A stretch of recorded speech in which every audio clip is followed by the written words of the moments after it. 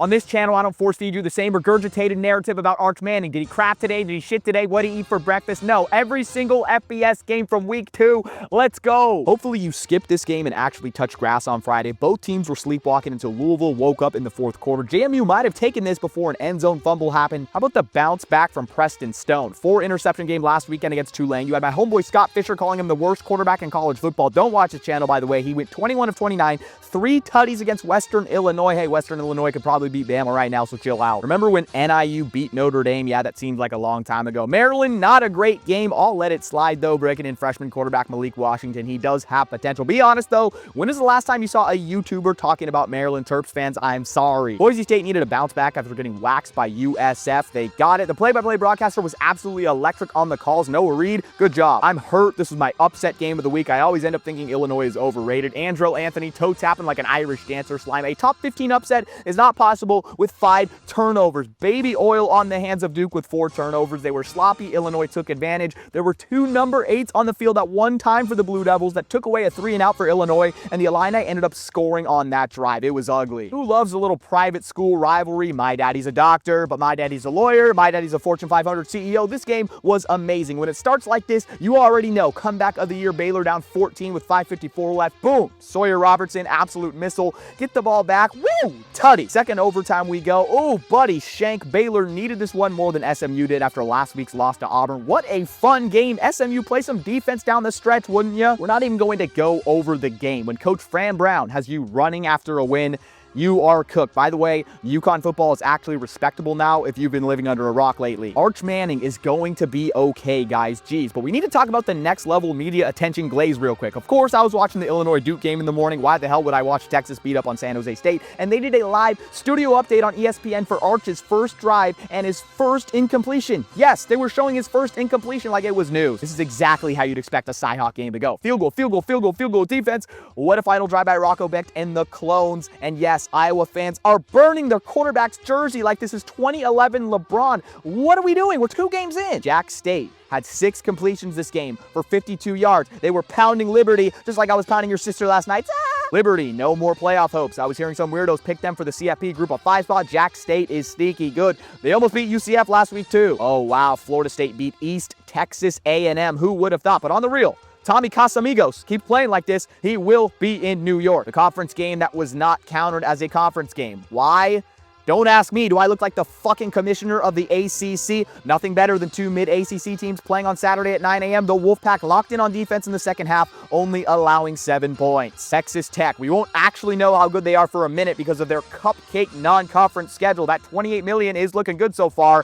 Upset alert. Penn State only up 10-0 at halftime. Yeah, they sleptwalked through this game, not covering that 41-point spread. I'm tired of these games. I'm ready for conference play. Whiteout game versus Oregon on September 27th. Can we fast forward to it? You know what's cool about Indiana? When the game becomes garbage time, they put in their starting quarterback's little brother. Fernando and Alberto became the first brother duo to throw touchdowns in the same game in a decade. First play from scrimmage for Northwestern State is a pick 6. Ouch, you already know what's going to happen. This game ended with 6 minutes to go in the fourth quarter. Interesting. Bad weather was in the area. At least that makes the game memorable. Central Michigan, they had a wild win on the road last week against San Jose State, but they had their fate sealed facing a Power 4 team on the road. It was close in the third quarter, but a kick return shifted the momentum for Pitt. Aggies versus Aggies. What a crime. Texas A&M could have got tripped up considering they have Notre Dame on the road next week, but quarterback Marcel Reed said no. 4 touchdowns, and they gave Aggieland a heart attack when he left with the injury in the third quarter. That's the last thing you want before a big game. Temple is back-to-back winners for the first time since 2021. Oh my gosh. Anyways, it always irks me when college teams play at NFL fields. It looks weird. Miami can pull it off because they fill up their stadium and they change the logo. Eagles logo, bro, I would rather have them play at the local high school. Damon Claiborne, 193 yards on 10 carries. That is 20 yards a carry. 3 tutties. Heisman him now. Fun fact, no one from Wake Forest has ever won the Heisman. I'm kidding. The Deacons needed a good win more than you think because they looked horrible last week. Georgia fans showed up and showed out. It was somehow better than Oregon State. Austin Peay held their own, and remember, they beat an FBS team last week. Watch out for them in the FCS. Georgia receivers are still having trouble holding onto the ball in 2025. One of the worst FBS teams versus an 0-2 FCS team. What do you think is going to happen? Blah, blah, blah. People are clowning UNM for putting their state outline on the field because it looks like a box. I just think it's funny. More power to them. The only reason why people know Albuquerque is because of the show Breaking Bad. Our coach was dropping the F-bomb on national television at the halftime interview. We let this play happen.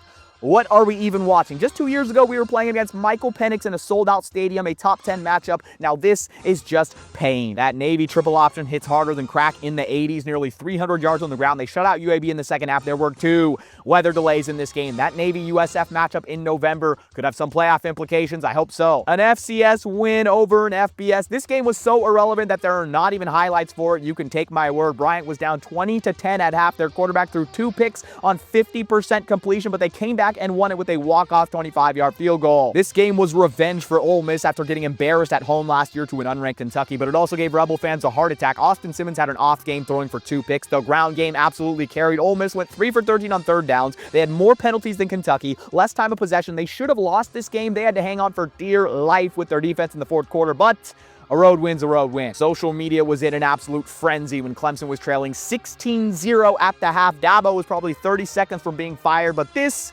has me worried. After an emotional loss against LSU the week before where you got handled in the second half, coming out flat in this one makes me question the heart and integrity of this team. The talent is there for the Tigers, but man, they got to figure it out. This is one of my candidates for game of the week. Mizzou's D did a great job of containing the speedy quarterback Jalen Daniels. Kansas as a team had 3 rushing yards. Yeah, that'll do it. Bo Pribula went 30 of 39 with 3 tutties, no picks. Close game late. Jamal Roberts shuts the door with a huge run. Blocked punt. Yeah, that's about the coolest thing that happened in this game. No way anyone watched this. If you did, I give you mad respect. Slept on college football rivals. The I-35 rivalry. You got to love it. 6 lead changes, 950 yards of total offense, 1 total turnover. First team to get a stop wins. This is college football. How about a 75-yard touchdown run to start the second half for UTSA? Then Texas State to take the lead and eventually the game a 65-yard touchdown pass. Man, the Pac-12 future looks bright. App State turned it over 4 times with 3 fumbles, another case of the baby oil. 9 penalties cost them 80 yards. They were lucky to sneak it out against an FCS, although they're 2-0.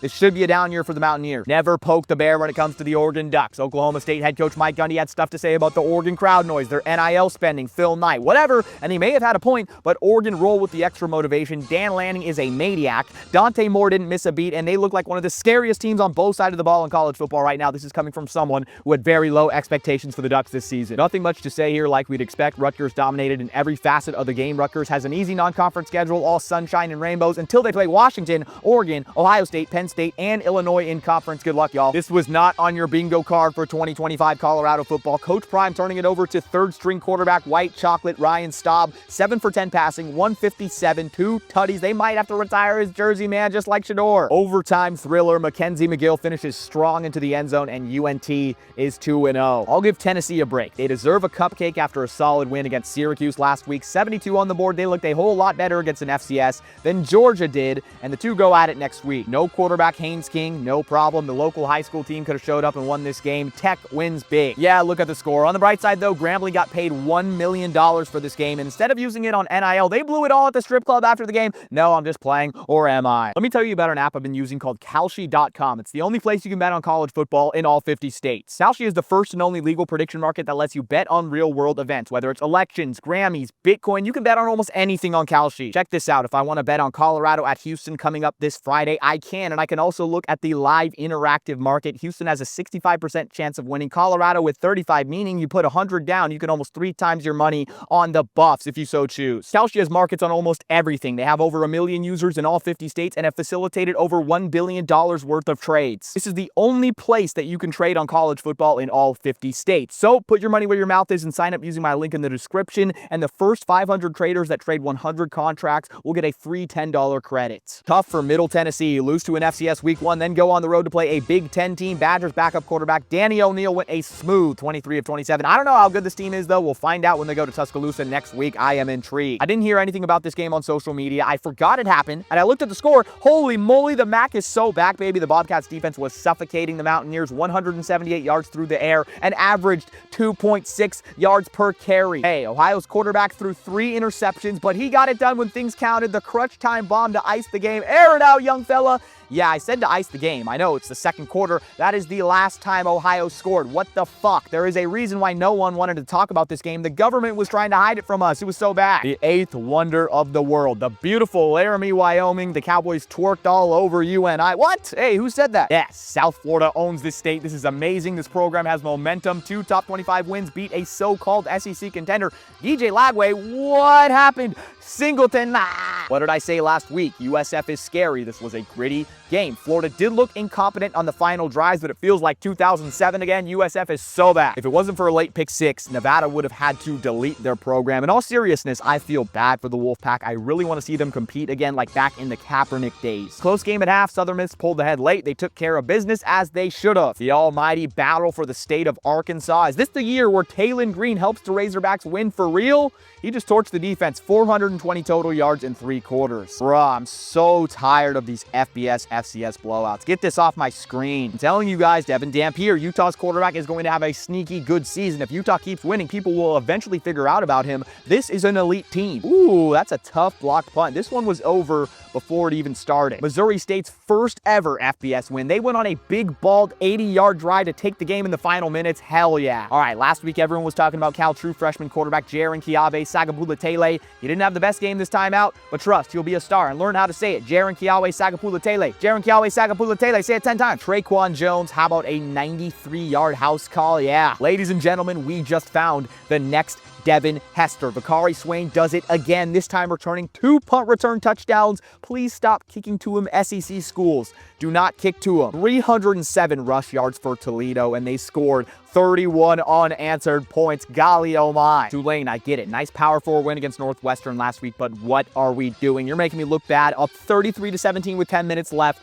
to 33-31, fending off a 2-point conversion to seal the game with under a minute. This was a sweaty one. Hey, Billy Belichick, good thing you didn't let any Patriot scouts into practice. That might have impeded on your win this week. UNC played a clean game. Gio Lopez threw for his first touchdown of the season, but I still think Max Johnson should be the starter. What does this guy Billy know? It's not like he's won a Super Bowl or anything. Kansas State is the new Florida State here in 2025. It's not that you lost to Army. It's the fact that Army got down to an FCS Tarleton State last week. Avery Johnson and the offense have regressed since last year, and you did this in your home stadium while paying Army $1.1 million for that game. KSU still doesn't have it as bad as we do here at Oregon State, though. Carson Beck has an excellent receiver room now. Watch out, boy. Almost threw a perfect game. 22 of 24 and 2 touchdowns. But knowing Miami, they'll still find a way to choke and miss the playoffs based on the track record of Mario Cristobal. More Texas rivalries this weekend. I genuinely think Houston is back this year. Willie Fritz got those guys right. It wasn't looking good for Memphis early on, but they turned it around. Quarterback Brandon Lewis didn't work out at Colorado. Didn't work out at Nevada. Now he's the vet. He's a real dual threat. This team, Colorado State, has never been the same after their coach was talking crazy before the Colorado game in 2023. Fast forward, they are fighting for their lives, having made a game-winning touchdown in the final minutes against Northern Colorado. Long Island University. You go on Google, they don't even have a logo. Nothing is there. The Sharks, they led the entire game. What are we doing? Hey, I'm all about these kind of upsets, but we might need to start demoting teams. UCF needed a better performance. They got it. How is this Scott Frost 2 era going to work out? Does lightning strike twice, y'all? No, don't rain on the parade. Purdue is 2-0. Now, Barry Odom has a long way to go till this team is competing with the Penn States and Oregons of the world, but I like the positive reinforcement by taking care of these types of games. The score of this game was 3-0 until the 4th quarter with 10 minutes left. All right, next game. Jackson Arnold, 24 of 28. Jeremiah Cobb, 121 on the ground, and Baylor, 1. Auburn is looking even better now.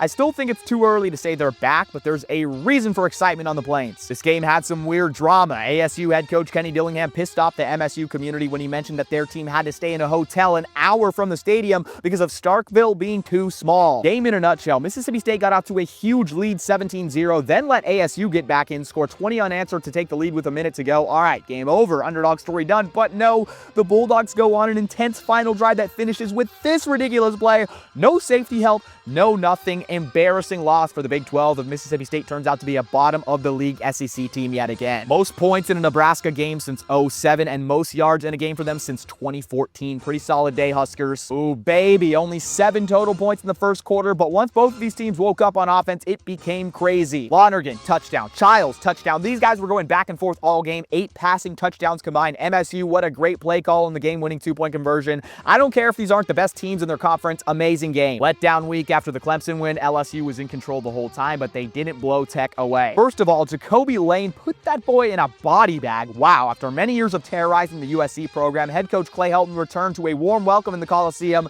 an ass-whooping from his former team, Makai Lemon. Hello and goodbye. The SEC once again proves how deep it is. Pause. I don't know if Virginia Tech will ever be back, y'all. Oklahoma's defense was just different. Besides the third quarter, Michigan went scoreless the rest of the game, and the Sooners wore them down on both sides of the trenches. Bryce Underwood, first road start in a good environment, 9 of 24, just a tough spot to be in. OU is doing this without playmaking running back Jaden Ott, meaning if they get fully healthy, they have even more room to improve. Watch out. John Mateer's been worth every penny at QB. Kalen DeBoer, sorry, but people aren't going to start liking you now because of this game. Tuscaloosa is still a madhouse, and there's tons of pressure for next week's game against Wisconsin. Ty Simpson threw a perfect game, 17 of 17 passing. The score doesn't indicate how this game went. UNLV was up 23-3 at half, and they let UCLA sneak back in. Nico Iamaleava didn't have a bad game, but UCLA is just a program in shambles right now, and I can't lie. It's tough to win there because of the athletic department. It doesn't back the coaches, so you can't blame it all on Deshaun Foster. The Mountain West is down this year. UNLV, first time with Dan Mullen, they could do it. McNeese, you went on that nice March Madness run with that Aura guy. That's the only nice thing I have to say about you. Raging Cajuns put in the work on the line of scrimmage and bullied them. Malachi Nelson is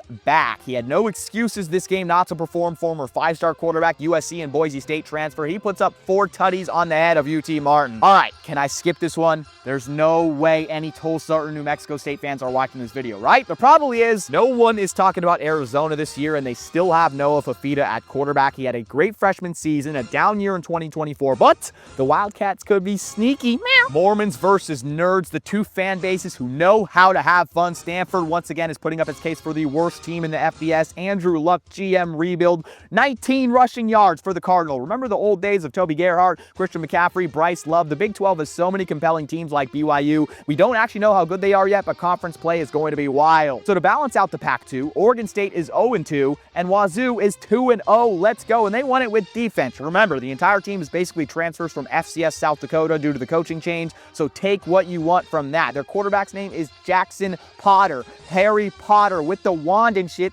Huskies dominant. Just to remind you, they face Ohio State on the 27th in Husky Stadium, where they don't lose games. Just saying. Aha, you get it? Julian saying, ah. I love these 8:59 p.m. start games. Hawaii, game 2 without their freshman quarterback sensation due to injury, but their backup, Luke Weaver, got it done.